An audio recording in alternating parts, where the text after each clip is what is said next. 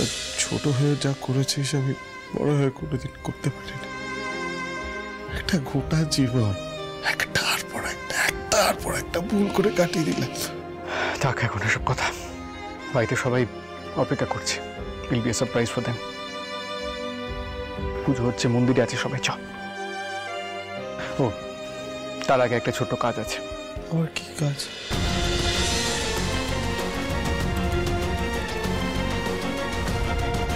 এটা তোর গ্র্যান্ড মলের এক্সপোর্ট প্রজেক্টটা তোকে কতবার করে আমি চেয়েছিলাম, করেছিস? করিসনি? রাহুল, আমিও শুনতে চাই উত্তরটা কি। তুই কথা বলতে পারিস না, চুপ। কুণাল প্লিজ প্লিজ থাক। এটা তো আমাদের ওই এক্সপোর্ট বিজনেস প্রজেক্টটা, কিন্তু এটা তো তুই হ্যান্ডেল করবি বলেছিলি। হ্যাঁ, এটা সেই প্রজেক্টের ফাইল যেটার জন্য আমাদের মধ্যে এত ঝামেলা। তুই মনে করে দেখ, আমি তোকে অনেকবার বলার চেষ্টা করেছি কি কারণে দাবাই প্রজেক্টটা তোকে দিচ্ছিল না, কারণ প্রজেক্টটা কয়েকদিনের মধ্যেই বন্ধ হয়ে যেত। সেই কারণেই সবটা তোকে তখন খুলে বলতে পারিনি। এনিওয়ে, এখন আবার নতুন করে তুই নিজে পুরো এই প্রজেক্টের দায়িত্ব নিবি। তবে হ্যাঁ, এটা রিমঝিম আর দিশার নামে করেছি, ওদের ফিউচার সিকিউর করার জন্য। অ্যান্ড আই এম শিওর তুই এটাই চাইতিস। কত বড় ভুল করলাম, আবার এগুলো ক্ষমা হয় না।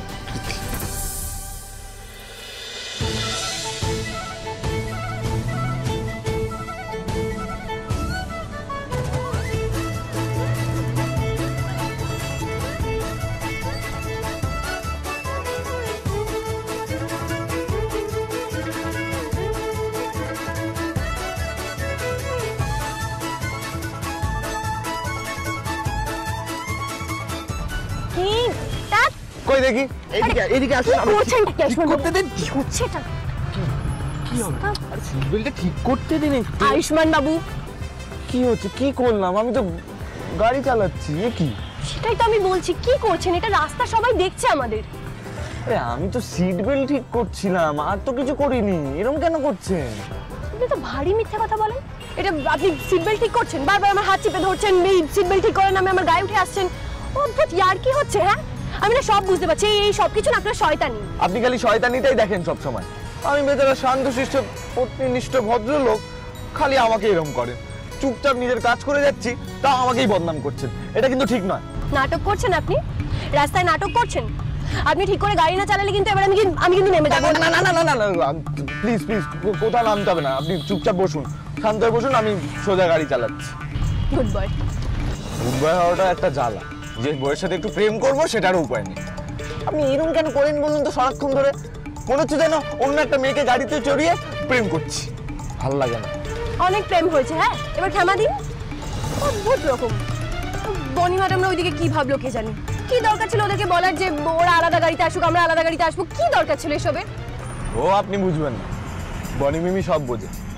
আরে বাবা, কে আর বনি মিমির লাভ স্টোরিটা তো আপনি জানেনই না।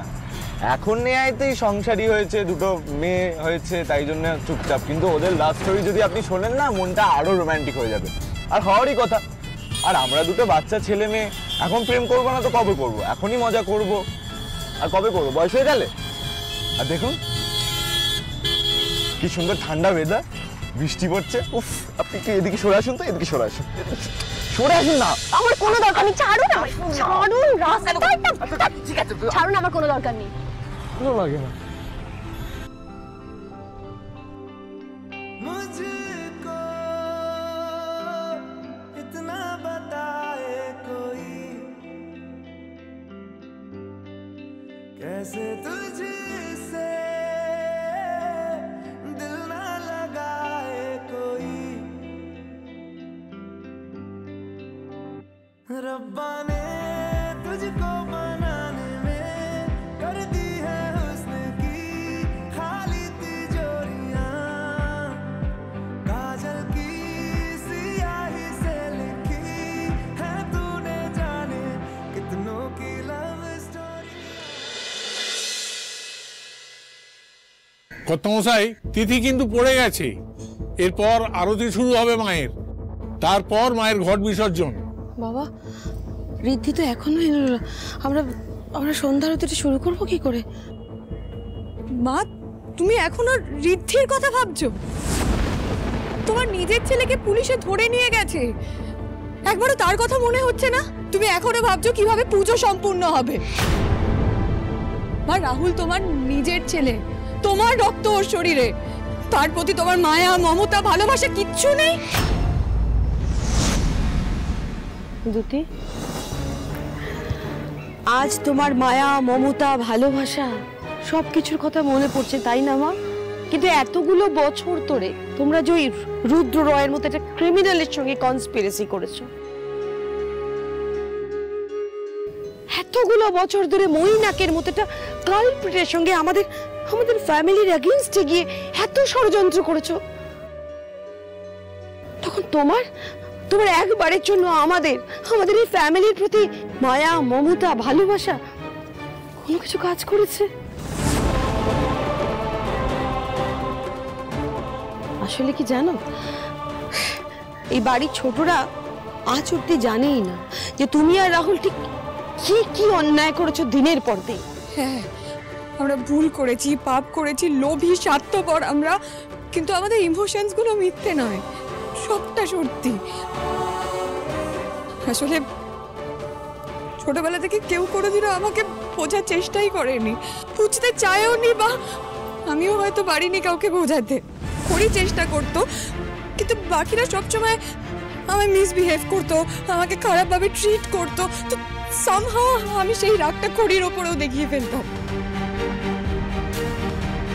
বাড়ির সবাই ভাবতো করি দায়িত্ববান, ও আদর্শ, ও সবার দায়িত্ব নিতে জানে, মানুষকে ভালো রাখতে জানে, ও ভালো মানুষ, আমি নই। সেটা ভেবে কেউ আমাকে কোনোদিনও দায়িত্বও দেয়নি, তাই আমি কোনোদিনও দায়িত্ব নিতেই শিখিনি। এই জিনিসগুলো সবসময় আমার মনের ভেতরে চলতে থাকতো, আমার মনে হতো খড়ি বেস্ট, আমি কোনোদিনও ওর জায়গা নিতে পারবো না, আমি কোনোদিনও বেস্ট হতে পারবো না, আমি কোনোদিনও সবার ভালোবাসা পাবো না। আমি শিওর রাহুলও এটাই মনে করে। দিনের পর দিন রাহুলকে তোমরা ঋদ্ধির সাথে কম্পেয়ার করে গেছো, তোমরা বলেছো ঋদ্ধি বেস্ট, রাহুল নয়। রাহুলকে সবসময় সেকেন্ড বেস্ট বলা হয়েছে, রাহুল হয়তো তাই সেকেন্ড বেস্ট থাকার থেকে বেস্ট ভিলেন হওয়া প্রেফার করেছে। তোমাদের চোখের সামনে আমরা সব সময় ছিলাম, কিন্তু তোমাদের মনে আমরা কখনো জায়গা করে নিতে পারিনি, তাই আমরা এই ভুল রাস্তাটা নিতে বাধ্য হয়েছি। আমাদের কাছে আর কোনো অপশন ছিল না, আমরা শুধু একটু তোমাদের ভালোবাসা আর অ্যাটেনশন চেয়েছিলাম, নাথিং এলস। এই করে করে আমরা তোমাদের চোখে আমরা শুধু ফেল করে গেছি, ফেলিয়ার। আমাদের লাইফটা পুরোটাই ফেলিয়ার, আমরা শুধু ফেল করে গেছি, জীবনে ফেল করে গেছি, সব কিছুতে ফেল করে গেছি, সব কিছুতে ফেল করে। স্বয়ং ভগবানের যদি এসে বলে না যে তোমরা কমপ্লিট ফেলিয়ার, আমরা সেটাকে বিশ্বাস করব না, কারণ এই ফ্যামিলিতে তুমি আর যে খুব ইম্পর্টেন্ট পার্ট, এই পরিবারের অনেক বড় অংশ।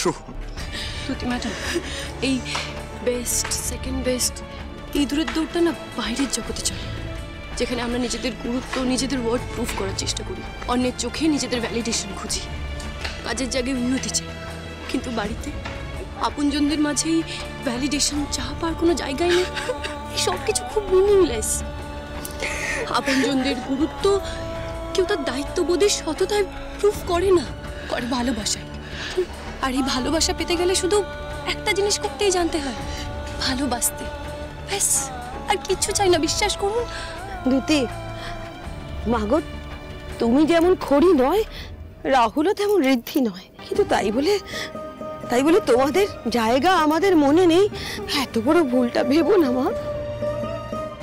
দুতি, ঋদ্ধি, রাহুল, কুণাল, এরা সবাই আমাদের কাছে সন্তান সমতুল্য, সবাইকে আমরা একই চোখে দেখি, একইভাবে ভালোবাসি।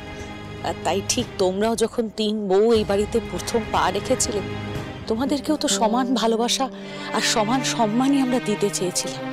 মিষ্টি ভালো কাজ করে সবাইকে ভালোবেসে নিজের সম্মান অর্জন করেছে বর্তি, কিন্তু তুই বেস্ট হওয়ার দৌড়ে ক্রমশ আত্মকেন্দ্রিক হতে হতে একটা খোলসের মধ্যে ঢুকে গেছিস। অথচ সেখান থেকে বেরিয়ে যদি একবার খড়িমাসির মতো করে সবাইকে নিঃস্বার্থভাবে ভালোবাসার চেষ্টা করতে না, তাহলে আজকে তোমাদের এটা মনে হতো না যে তোমাদেরকে কেউ ভালোবাসে না, কারণ এটা আদৌ সত্যি না।